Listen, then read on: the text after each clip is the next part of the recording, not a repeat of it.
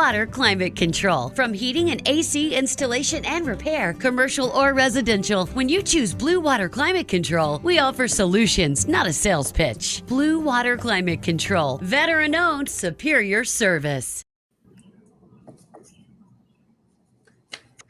Hey, there's Alexis. what's up, everybody? What's Look, up, Maria? man, there's 2 Marias. I see that. I'm trying to figure it out real quick. I'm gonna do it for you. All I'm right. gonna do it for you. We were just starting the little ad things. We don't lose people wondering where we are as we sit here. Yeah. And Alexis, you just broke my heart wearing that hat, by the way. I know this is my brother's favorite team. I was just about to give y'all the backstory, Carter. I just been at Dollywood all day with my brother, sister-in-law, Sandra, my 3 nieces. So that's a 1-year-old, a 3-year-old, and a 7-year-old. And it is hot as Hades outside. And I didn't bring a hat. So Heels, man.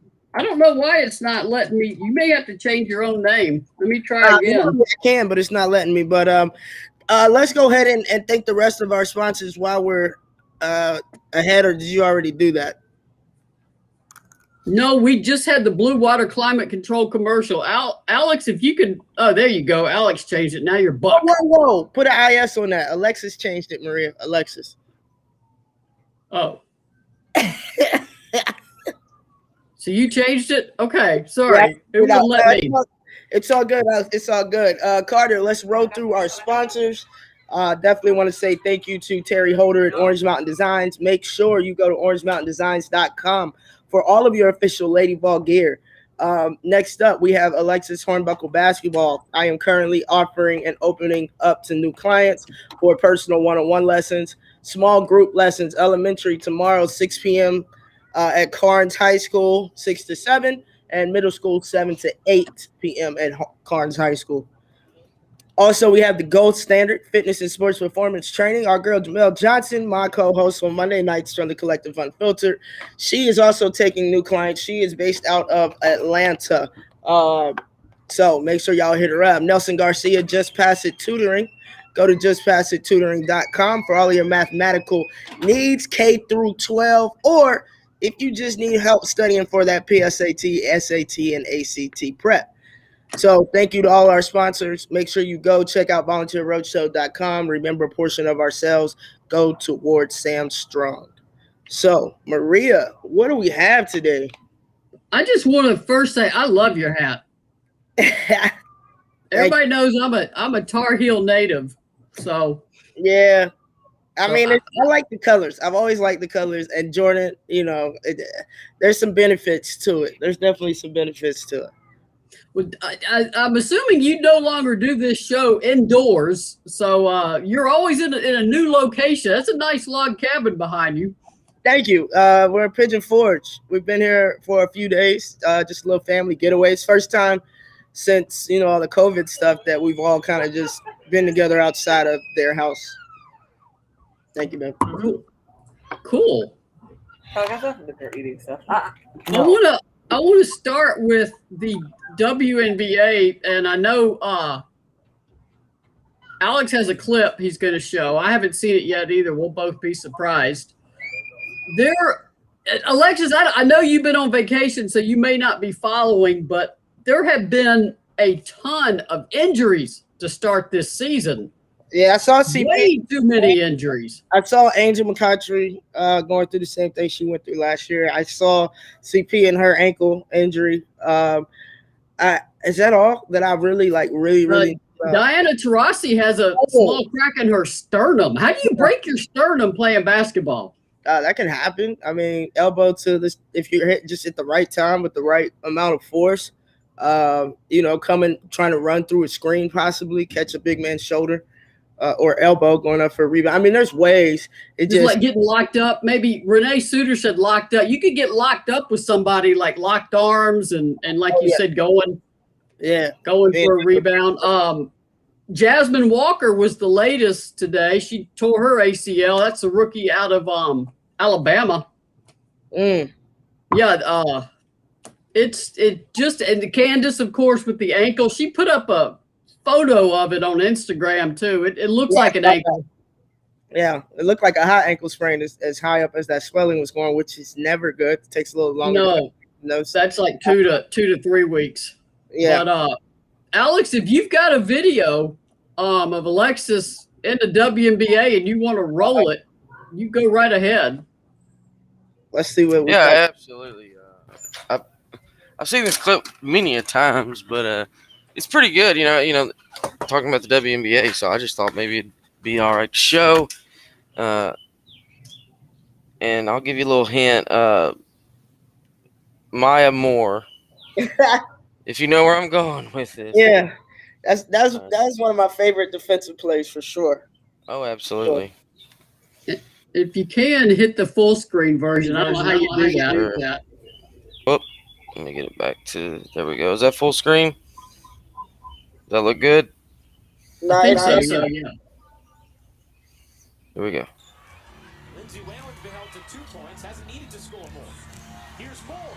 Oh my God. What a great block by Alexis. Hornbuckle comes in from the other side, all ball, but she lands on the baseline. Boom. So possession stays Minnesota. Yeah, that's definitely one of my defensive plays throughout my WNBA career, for sure. Okay, Alexis, walk us through a block. How much is timing, anticipation? It's like a cat, man. I mean, that is cat-like reflexes up there. You're definitely thinking a couple plays ahead. It's important to see ball see, man. That block came out of help defense. So my man was actually kind of at the top. So I was already kind of right, 1 foot in the paint below the free throw line. And really just watching, like, you have a player like Maya Moore, who's a tremendous scorer. You know, when she puts her head down to go, my 1-year-old niece back here wants me to say hi to her. But, you know, she's going to get a bucket, right? So I saw that she kind of was a little bit past Candace Dupree, and I just went to help. So, yeah, it comes down to timing, anticipation. It's not always about how high you jump. You know, obviously, the higher you jump, probably the prettier blocks you can have. You can have a little more fun with it. But if you have good timing and you can kind of anticipate how that person shoots, what angle they're about to shoot from, you know, are they constantly shooting layups over their head? Well, that's kind of easy to just get a hand on it from behind versus them, you know, sticking their butt out, keeping you behind them and finger rolling it in front of you. Those are tougher to block. Coming from help side, if there's a driver and you're in help side, you have to decide early, are you going to take a charge or are you going to go for the block? And once you make that decision, it comes down to timing and, you know, knowing whether they're right hand, left hand, the type of shots they like to take. Do they hold it? Do they double clutch? Do they throw themselves into you? So it goes down to, you got to have a little bit of a high basketball IQ to be a good shot blocker. You have to have great timing. And you just have to have a, like, kind of a knack for it and a want to do it. Like, I always liked blocking shots even as a kid because it was fun to me and embarrassing to them. So it was even more fun to me. It's one of those things where I know you got to guard against getting a technical, but you want to show emotion. I mean, if I did it, I'd get a technical. I mean, I'd be celebrating so much to actually block somebody's shot. But how do you sort of keep that? I mean, you can't taunt, obviously, but how do you sort of react when you do that, but make sure you keep it, you know, in between the whistles? I think it depends on the game and how close it is and the atmosphere and what's on the line. What type of game is it? Is this a regular season? Is this a play-in? Is this a tournament game? Is this a final series? Because the higher the stakes, the more the energy, the more trash talking I'm going to do. It just comes with it. In that particular case, we were losing, so it was a great block, but it didn't change the outcome of the game. So to me, I didn't feel like getting too hyped. That was that calm, kind of cool and collective. I look like I've done it before, right? But if that was, you know, a play-in situation or a tight game, I probably would have grabbed it and said, "Give me that," while I was taking it out the air. And me being a little bit of a butthole, sometimes I probably would try to give the ball back to Maya instead of the ref. Like, here, you forgot this, you know? That's what it comes down to. I've literally, before I've touched the ball, and I've seen many people do this, our shot blockers go up and say, "Thank you," or "Give me that. That's mine." Like, just literally almost having a low key conversation. And in my mind, if I'm that player, I hate that. Do you remember Dayton? I think it was Marist that Candace Parker block, or it was one of those volleyball spike blocks. Oh, and yeah, it was Marist. now, Was it the Are You Serious? Do you remember that? Yes. That I remember that. That was definitely a volleyball spike, 10-foot line. It was straight down. No way. Like those, as a teammate, you get hyped, but it's like you want to laugh because you like, oh my gosh, like that was nasty. I remember Dean Lockwood told me once, he said, guys get their shot blocked, they don't care. That's okay, I'll go up again, get the ball. He said women get their shot blocked and it's like they're hurt. It's like, he said, it's like they like, and I remember a game against Connecticut. I know Renee Montgomery's your buddy, but I think Candace blocked her and she just went into a shell for that game for a while. So what's the difference? I mean, why is it so hard if you're on a female to get your shot blocked, and why do guys, can they shake it off? Well, girls are more emotional, so females are more emotional in the whole, like way more sensitive. I find that out even training girls. Like, I'm like, toughen up. But that's just not their personality, their characteristics, and, their feelings get hurt. Like, it's embarrassing to get your shot to a certain degree. Like, if you go up for a really good take and it's just a great defensive play, those don't hurt as bad. Those are kind of you brush it off and you're almost as if like, yeah, you want that. I want that again. I'm going to come up to you again. If I'm going to what I think is an open layup, right, and I get my shot completely tossed out the air, I'm going to be, not me in general, but overall, females are going to be a little more hesitant on getting to the basket and taking those shots in the paint. Guys are like, oh, you blocked my shot, I'm trying to dunk on you next time. And there are a lot of women players that are like that, but that typically only comes to those select few, that small percentage that are probably your top collegiate players, and of course most of your professional athletes. But even at the professional level, especially overseas, you still run across that. Like overseas, I score as many blocks as possible early in order to deter them from trying to get the easy buckets, or at least think twice about it. I get it. If I got blocked, I'd probably cry just because they probably put me on the floor too. Candace, I said Tamari Key this season, she was out there taking people's souls with some of these blocks. And Trey Tharp said Jordan Horston always has some words after she blocks the shot. Love it. Yeah, you got to say something. There's just that line. Right. You can't cross. What crosses a line with an official after a big block? Get the F out of here. Give me that S. Any cuss words, basically. Anytime they can hear you cuss, that's almost going to always warrant you a take. If you block them and they hit the ground, that stare down, step over them, that's a take. Yeah. I think it was Tierra McCowan. I think she got away with a throat slash one time that the officials did. Yeah, that's probably going to do it too. Oh yeah. And what's crazy is, to me, that shouldn't be a tech. Like, that's just like game over. Like, it's a wrap. Like, I don't know. I get there's a fine line between trash talking and making it to the point where you're actually coming into somebody's character or attacking their mind. I get that. But at the same time, basketball is an emotional game. It's an up and down game, not just the possessions, the emotions, the energy that takes place on every possession.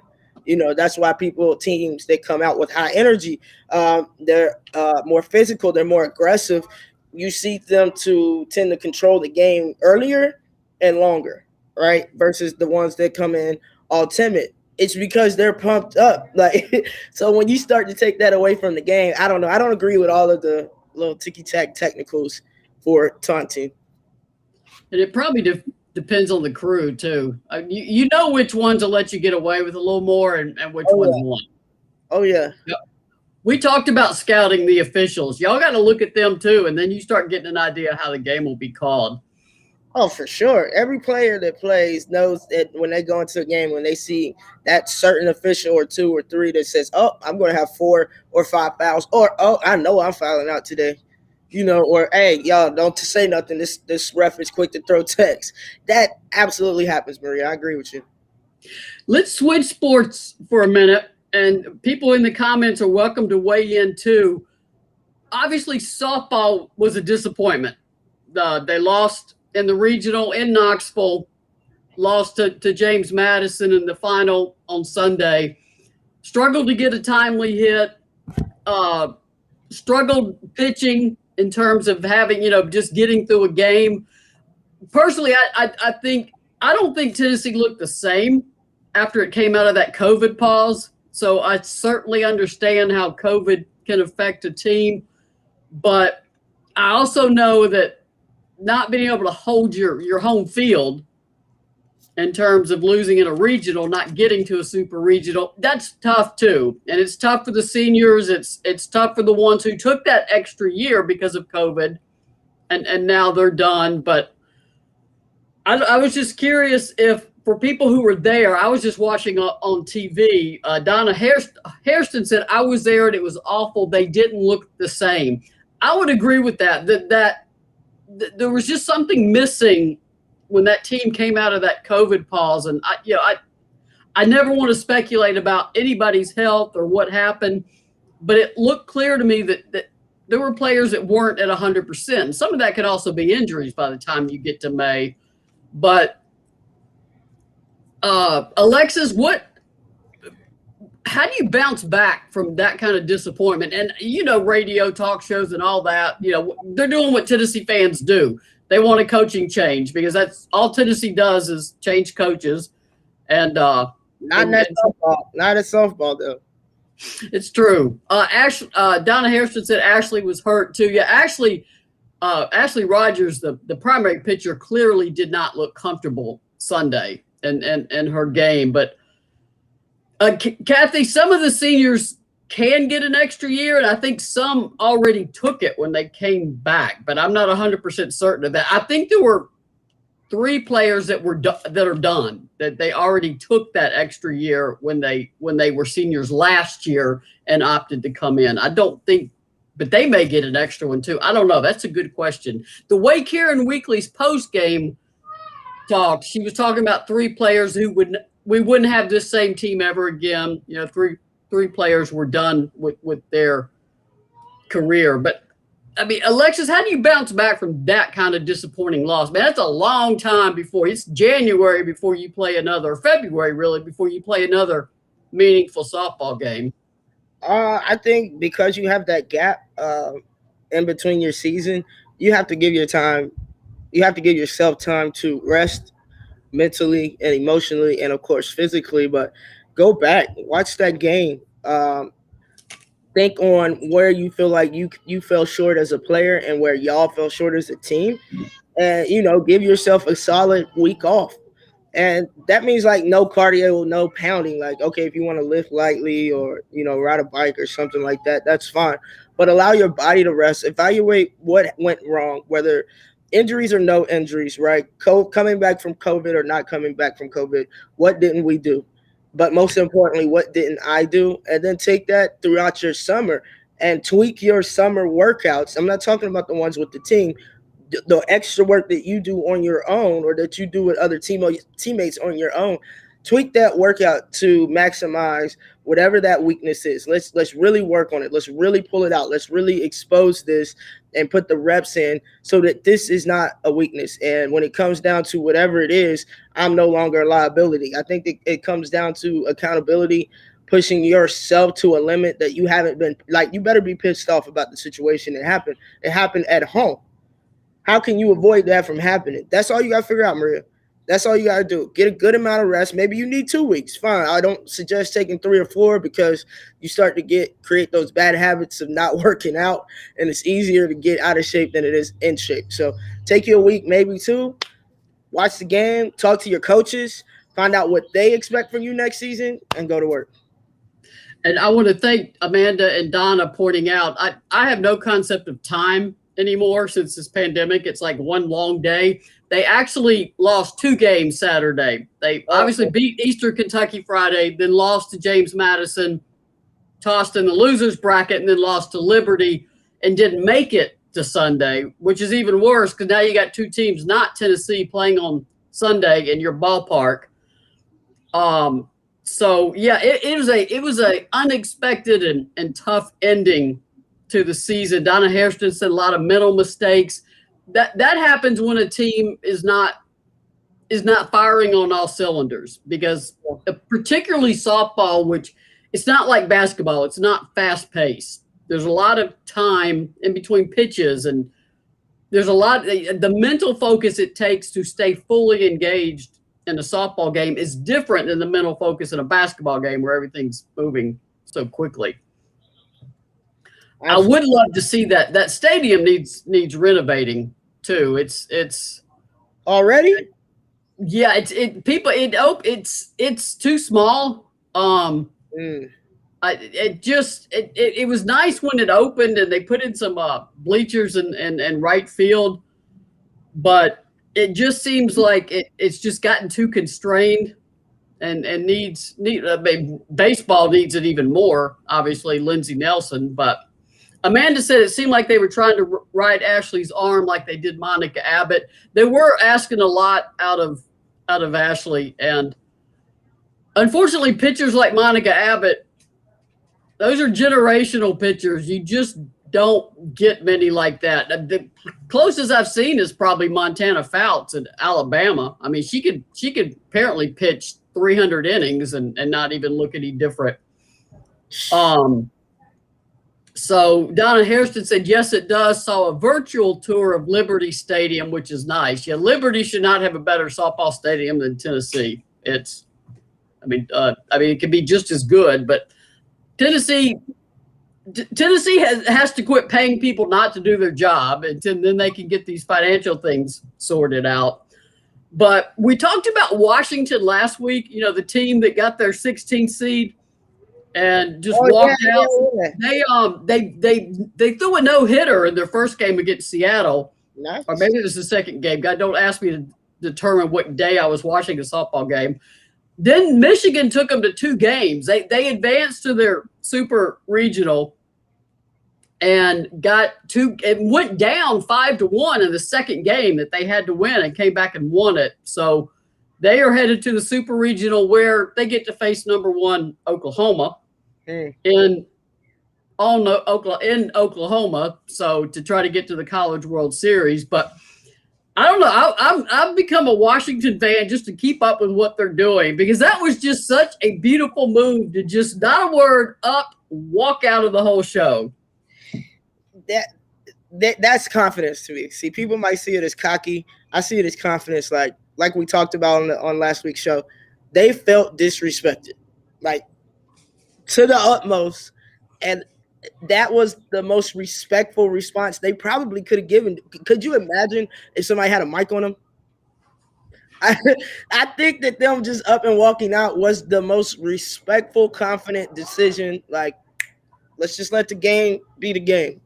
We don't really care about where you got us at right now, because clearly y'all don't know how to see people properly. So let's go show them.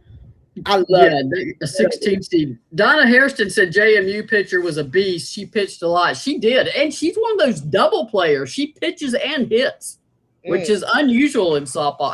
Alexander, I think her name. I can't pronounce her last name. I'll mess it up. Alexandra Osicki, maybe. That could be so far off. So, Alexis, go ahead and do the sponsors again, please, because you did it so well last time, and I'll just mess it up. I got you, Maria. All right, Carter, let's roll into these sponsors one last time. We have Orange Mountain Designs, where all of your Lady Vols sorts. Since 2008, Terry's been holding us down. Go Lady Vols. Go to orangemountaindesigns.com for your latest gear. You have Alexis Hornbuckle basketball. For any and all information or how to contact me, go to alexishornbuckle.com.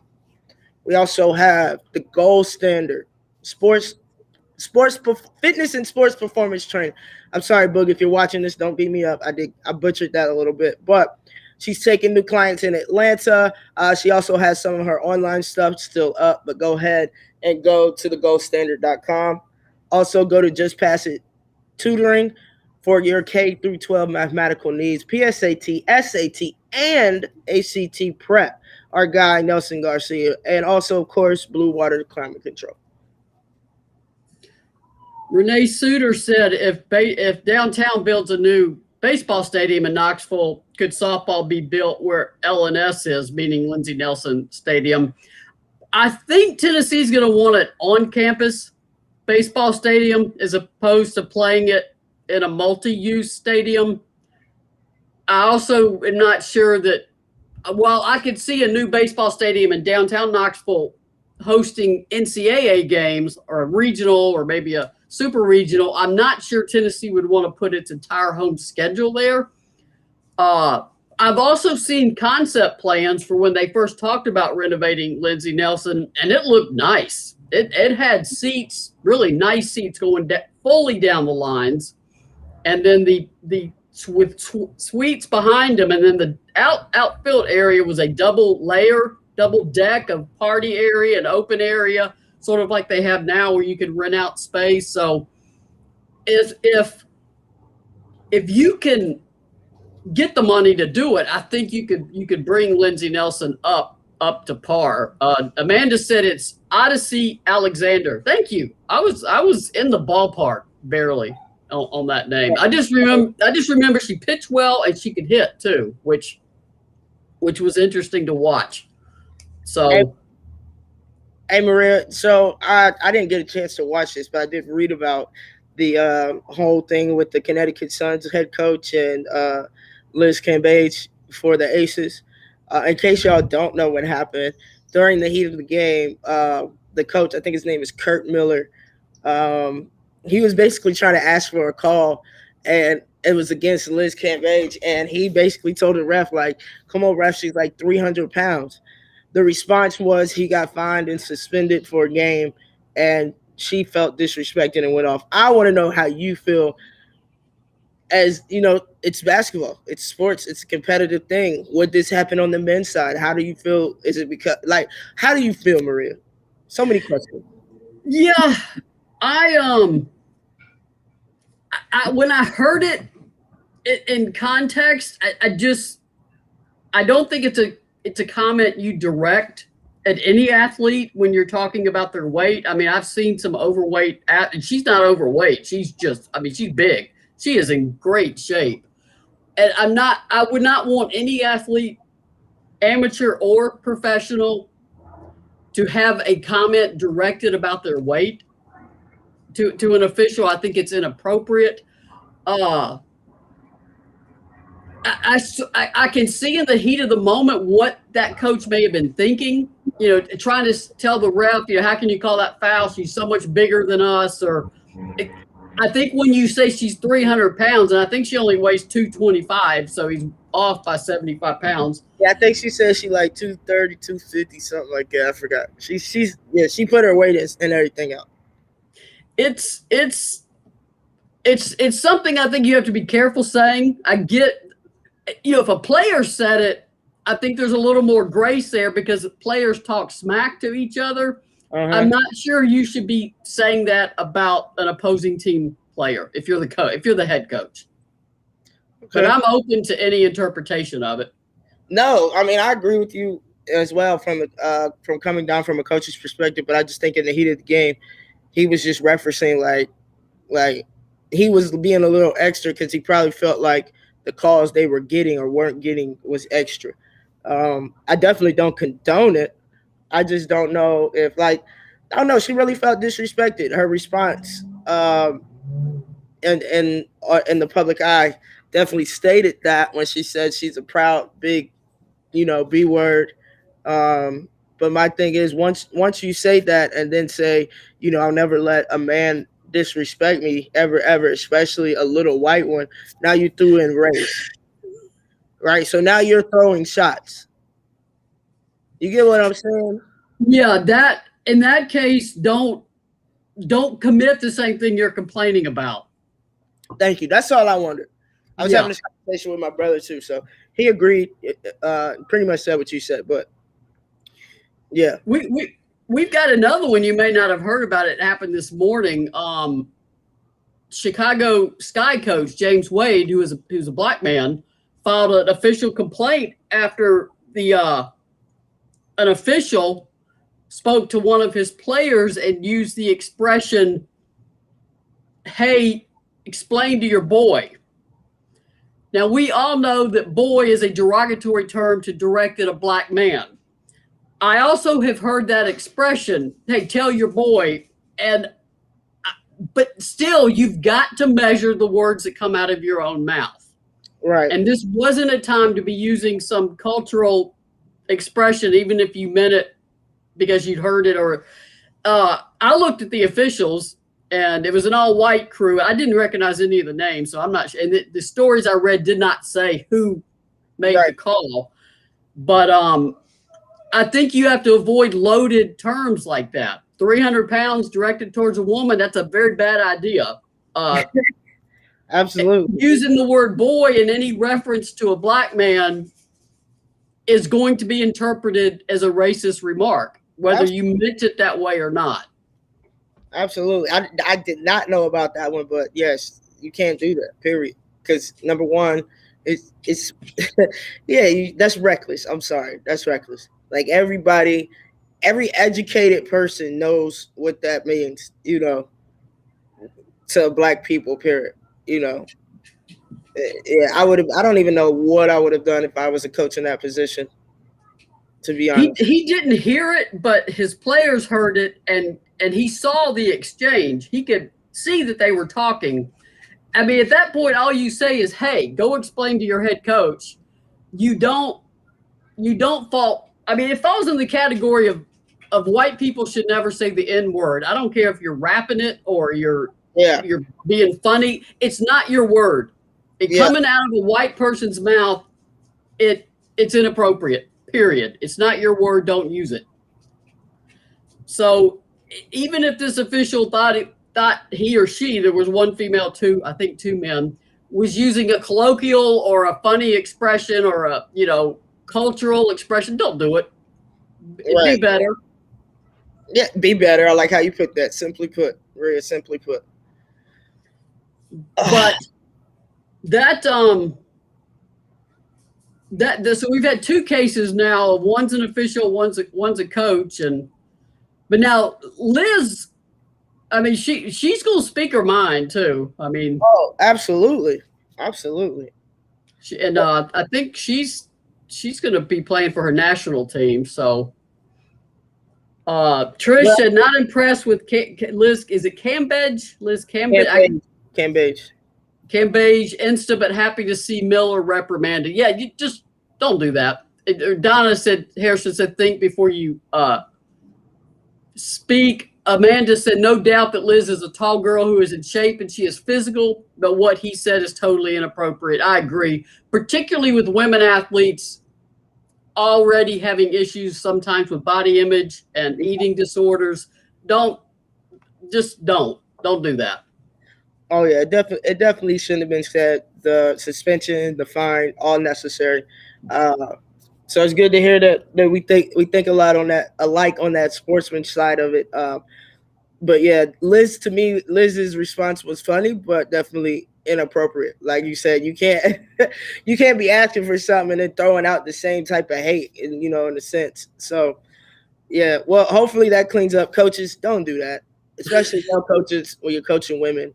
And this could happen. A male coach talking about an NBA coach saying that to an NBA or about an NBA player to the ref probably holds, like 0 point in any type of any chance of them being reprimanded. Guys, my brain is tired. I think it's literally like fried from the sun. It is. It's 90 degrees in this area. It is hot. Yeah, I've been at the park since like 10:30 this morning too. William Wink Smith said, I don't think it was about a weight. I think it was someone saying you're as strong as an ox. That doesn't mean that does not mean you are as strong as an ox. I do think the official was trying to, the coach was trying to create some physical mismatch in his complaint, but you don't drop the 300 pounds. You just got to, even in the heat of the moment, you got to choose your words better. Yeah, like a specific number, and he rounded up like a lot. Yeah. Yeah, he put like a half a person on top of her. So, oh man. I know you've mentioned you're doing one-on-one training. I just want to mention most of Tennessee's camps got canceled in June. The majority of them did. The elementary and the middle, Tennessee decided not to have in-person indoor camps. I believe baseball and softball are still okay to be outside. I could argue that either way. I understand hedging on the side of safety, but they will have 2 elite camps, June 27th and July 26th. Now, elite camps are still open to other people. It's not an invitation only. You could sign up if you're a high school kid. Now, there is space limitation, so I just want to let people know if you're interested in elite camps, then the Lady Vols will have 2 of those. At least they will be able to have 2, and I would imagine that will be a limited attendance so you can space out correctly. I'm not sure how you teach camp spaced out, but stations and good help. But just remind everybody again of what you're doing, because you are capable of obviously getting access to various gyms and one-on-one, and let people know how to find you to get their kids doing something this summer besides sitting around watching television or playing video games. Absolutely. Listen, I'm going to be in the gym, sometimes be out on a field, because I am also a certified personal trainer. So it's not just basketball. But if you go to alexishornbuckle.com, you can find out exactly how to reach me, what number, what email, what opportunities I am offering at this present moment. Again, every Thursday, I can't say every Thursday because after tomorrow, we'll have to move the days a little bit around the Carnes schedule. So group lessons at Carnes tomorrow. Elementary group, it's 6 to 7 p.m. at Carnes High School. Middle school group is 7 to 8 p.m. at Carnes High School.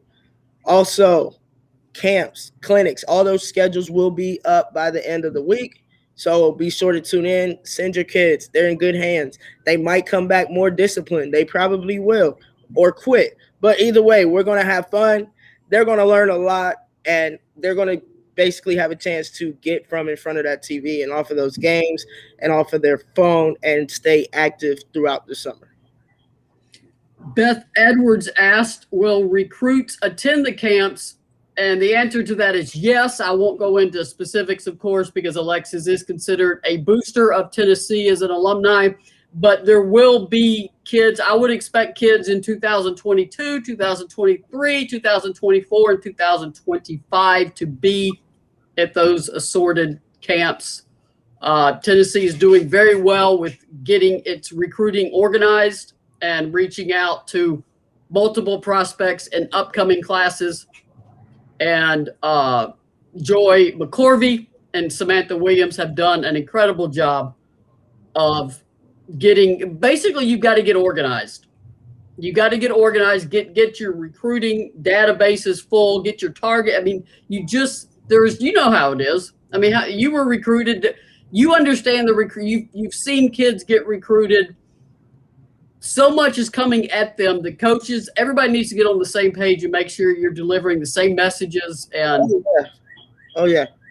And offers. I do think a lot of offers have been made. I will always caution people, and I'm not talking about any specific offers that have been made this month that we've seen on Twitter or the last several months. There are offers, and you know this, Alexis, there are full offers, like we will take you if you commit right now, and there are conditional offers where we will take you if so-and-so does not commit. Right. And so you can technically say I was offered by so-and-so. It may not be a full offer, because sometimes if you start just looking at all the offers, and I know football does this because they know they'll lose half of them. It's like you got 50 offers. You can only sign 25. Right. So it's hard to cut through all the details of recruiting, but some are obvious ones. and you can tell from the talent and who's looking at them. When with certain kids, they tweet an offer, it's a full-fledged, we will take you this second if you want to commit kind of offer. But I'm avoiding names because I'm not going to put you in any type of unusual situation. I appreciate that. I am sure the baseball show will talk more about it, but if you missed Tony Vitello's post game, I've got a little Twitter snippet that the WATE news producer put out. Tennessee lost a game to Alabama in the worst imaginable way in the bottom of the ninth inning when they scored the winning run. And to break up the double play, Tennessee runner slid hard into second base. As someone who has followed baseball, played softball, it was a beautiful slide. It was in the base path, going to the base. As he came down, his hand hit the groin area of the Alabama player who was coming down to make the throw to first. Well, his throw was high. The Tennessee runner was safe, so the runner who was on third scored, no double play, ball game over, Tennessee thinks. The umpires get together to review it and call the they call runner interference and call the guy out at first. Tennessee goes on to lose in the 11th inning 3-2. So Tony, in his interview today, they asked what happened, and he goes, he told me he hit him in the nuts. I mean, he just said that over the and there's clips all over Twitter. This isn't our basketball related show. Texas A&M is probably going to make a run for Tony Vitello. Tennessee, do everything you can to keep him. Pay him. You can pay all these people not to do their jobs. Find a way to pay Tony Vitello to do his, please. He is the best thing that has happened to Tennessee baseball in years, and not just because of his post-game press conference today, which was classic. Awesome. Did y'all catch that? Make sure y'all catch that. Also, make sure y'all keep supporting us next Wednesday. We are good to go, 7 p.m.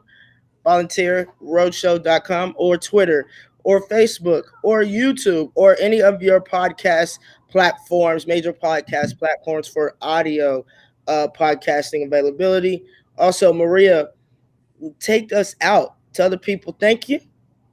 I thank you, Maria, for keeping us fresh, keeping us entertained, and always giving us the best of the Tennessee sporting news, not just Lady Ball basketball. So thank you. I've got one last thing for you, and I'll let you answer, and I'll close it out. I do want to point out the players are coming back this weekend. They will all check in this weekend, Monday. School starts next Tuesday, including the freshmen, the graduate transfer. Alexis, let's go back to freshman year and you getting dropped off at Tennessee. I mean, I've seen all kinds of reactions. Parents are crying and hugging them. Kids are crying. What were you like when mom and dad dropped you off at Tennessee and left? What was your reaction? Well, my experience was slightly different because I had to go a couple days earlier to get a heart catheterization done. So they didn't just, drop me and or help me unpack, and then that was it. We had that. So that had my nerves up a little bit. But after that, I think I probably went and partied that night. I'm not lying. And probably had to work out the next day. But yeah, I was like, I'm free. Yeah, that's how I felt. That I would expect no less of you. Amanda said, will all the newcomers be on campus next week? Yes, they're all everybody's expected to report, I think, by Monday. I think some will start rolling in this weekend. So they will be here. Thank you, everyone, for tuning in. We'll let Alex get ready for the next show at 8 o'clock. We'll be here next week, which is June 2nd, I think. June 2nd. Yes, June 2nd. We'll be back next week. As always, go Lady Vols. Support former Lady Vols. Shop at OrangeMountainDesigns.com. Get your tutoring done this summer. Yep, just pass it tutoring. And we will see you guys in a week. Thanks for watching.